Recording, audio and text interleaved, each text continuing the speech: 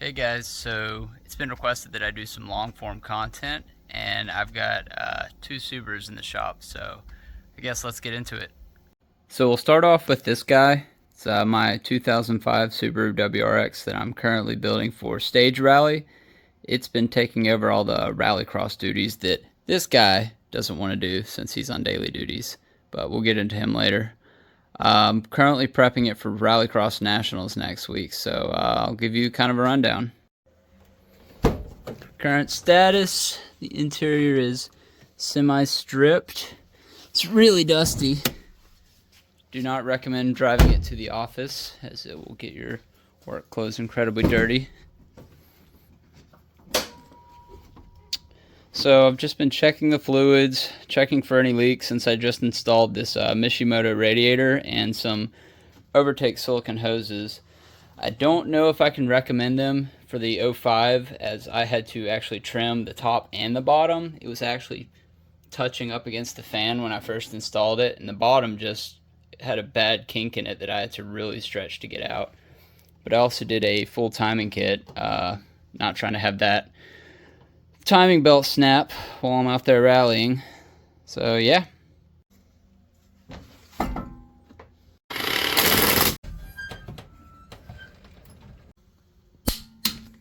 So for this event, I plan on getting a trailer. It's 3 days, and I'm not swapping those wheels like 6 times. So I went ahead and got those put on. Resecured this mud flap that decided to fall off last event. So he's just getting maintenance stuff, nothing major. Not sure if y'all can tell, but the rear passenger wheel is has a little bit of positive camber. So I'm pretty sure something in the knuckle, or maybe I got the wrong suspension from Rock Auto, since we're going cheap until we get the good rally suspension. But this is as good as it's going to get, even with the white line rear adjustable lateral links. Any further and the axle pops out, which it's already popped out twice. But if y'all notice, I mean, it's almost flush with the wheel well on this side, and this side's normal, as you would expect. So this thing's really nice. Since I already had to get a new nut to push the axle back in, and this one might need the transmission dropped again, I'm done playing around. So I think I cleaned out my local Subaru's inventory on these. So moving on from the rallycross stuff, I guess we'll dive into what's going on with this thing. So the daily is currently down, and yes, I am currently daily driving that Land Rover. Y'all pray for me. So there I was, minding my own business, driving this thing on the interstate, and as I exited, suddenly the clutch didn't feel like it was doing all of its job. I guess he decided to take the day off.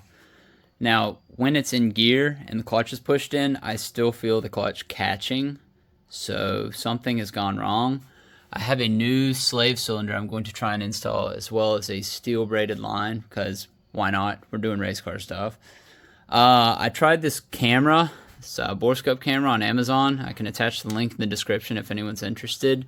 It's like 25 bucks. And I couldn't really see anything except for the throwout bearing pushing the pressure plate spring. And it appeared to be doing its job. I don't know if it's pushing it far enough.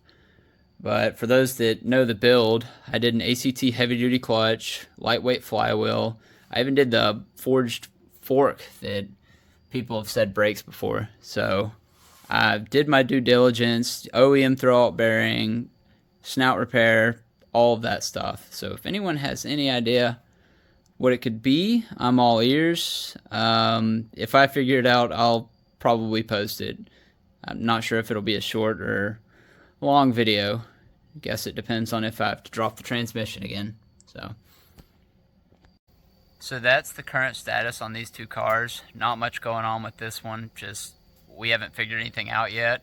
I've got a buddy coming over tomorrow that's really smart on these, so we'll see if he can help me out.